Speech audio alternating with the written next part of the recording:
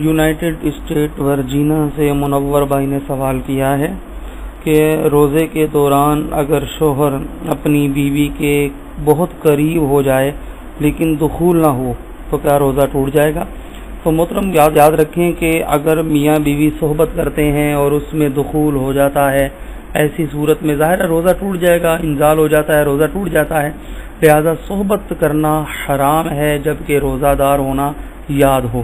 روزہ نام ہی اس کا ہے کہ بندہ جان بوجھ کر کھانے پینے اور بیوی سے صحبت سے جو ہے وہ بچے۔ لہذا اگر کوئی اپنی بیوی کے قریب ہوتا ہے، بوس و کنار کرتا ہے، گلے لگا لیتا ہے وغیرہ وغیرہ، اس طرح کے معاملات کرتا ہے تو اس سے تو روزہ نہیں ٹوٹتا، لیکن اگر صحبت ہو گئی، دخول ہو گیا تو ظاہر ہے دخول کے بعد پھر رہ کیا جاتا ہے تو وہ روزہ تو ٹوٹ جائے گا۔ لہذا کفارہ بھی ہوگا جبکہ روزہ دار ہونا یاد ہو، اور کفارہ پھر یہ ہے کہ 60 روزے مسلسل رکھنے پڑیں گے اور ایک روزہ جو ہے وہ قضا کا، تو 61 روزے ہوئے۔ اور اگر دخول نہیں ہوا ہے، صحبت نہیں ہوئی، صرف مطلب قربت ہوئی ہے، اس طرح کے بوس و کنار ہوئے یا آپس میں مطلب قریب آ گئے ایک دوسرے کے لیکن دخول نہیں کیا، تو پھر بہرحال روزہ نہیں ٹوٹے گا، لیکن بہرحال ایسے عمل سے بچنا لازم ہے جو کہ صحبت کی طرف لے جائے۔ جزاک اللہ خیر، آمین، واللہ تعالی علم جل۔ دبئی سے علی بھائی نے چند سوالات کیے ہیں۔ پہلا سوال محترم نے کیا ہے کہ کیا میاں بیوی افطاری کے بعد ہم بستری کر سکتے ہیں؟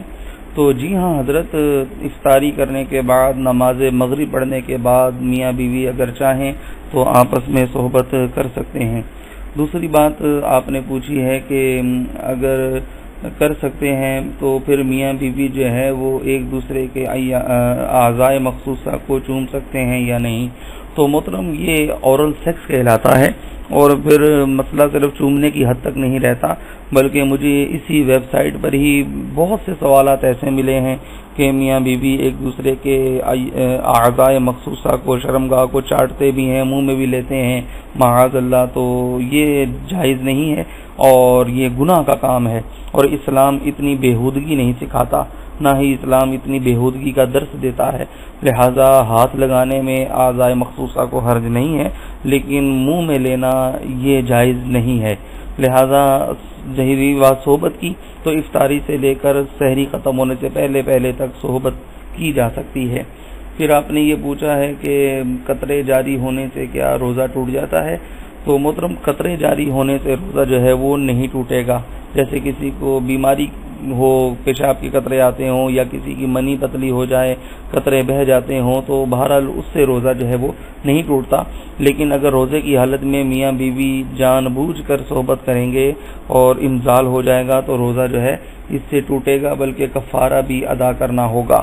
یونائٹڈ اسٹیٹ USA سے ایک سسٹر نے سوال کیا ہے کہ روزے کی حالت میں اگر ایام مخصوصہ آ جائیں تو کیا روزہ پورا کرنا چاہیے؟ تو محترمہ اگر روزے کی حالت میں حیض آ جاتا ہے تو روزہ پورا نہیں کیا جائے گا، کیونکہ حیض کے آتے ہی روزہ ٹوٹ جاتا ہے۔ لہذا حیض کی حالت میں تو روزہ رکھنا ہی جائز نہیں ہے، لہذا وہ روزہ ختم ہو گیا، اس روزے کی قضا آپ بعد میں جب تندرست ہو جائیں پھر رکھ لیں۔ جزاک اللہ خیرہ، آمین۔ مسقط عمان سے ندیم بھائی نے پوچھا ہے کہ میاں بیوی جب صحبت کریں رمضان کی رات میں تو غسل کیے بغیر کیا وہ روزہ رکھ سکتے ہیں؟ تو محترم بات یہ ہے کہ میاں بیوی ماہ رمضان کی راتوں میں افطار سے لے کر سحری ختم ہونے تک صحبت کر سکتے ہیں، یہ اجازت ہے اس کی، لیکن اس میں یہ بات یاد رکھیں کہ مطلب آپ غسل تو ظاہر سی بات ہے کہ کرنا ہوگا، اور اگر غسل آپ نہیں کریں گے تو پھر جو ہے وہ نماز کیسے ادا کریں گے؟ لہذا اگر سحری میں آنکھ کھلے اور اتنا وقت نہیں ہے کہ غسل کر سکیں تو پھر ایسی کنڈیشن میں کم از کم غسل کے 2 فرض کلی کرنا اور ناک میں پانی ڈالنا یہ ضرور مطلب ادا کر لینا چاہیے، تاکہ اچھی طرح پانی منہ کے ہر جگہ پر جائے اور ناک میں بھی ہر جگہ پانی پہنچے اور اوپر نرم بانسے تک پہنچ جائے۔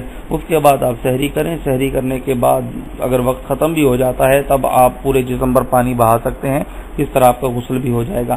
لیکن اگر کوئی اس سے مراد یہ لیتا ہے کہ بغیر غسل کے میں روزہ رکھوں اور سارا دن بغیر غسلے ہی رہوں تو اس طرح تو نمازیں بھی قضا ہو جائیں گی اور یہ حرام ہے۔ اللہ تعالی ہم سب کو دین سمجھنے کی توفیق عطا فرمائے، آمین۔